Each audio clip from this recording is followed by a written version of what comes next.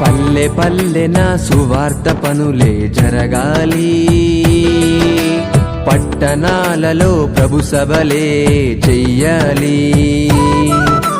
పల్లె పల్లెన సువార్త పనులే జరగాలి, పట్టణాలలో ప్రభు సభలే చెయ్యాలి. ప్రజలందరూ ప్రభుని నమ్మాలి, పరలోకమే ఉన్నదని తెలియాలి. మరణించిన మనిషికి బ్రతుకు ఉందని మహనీయులకు తెలియాలి.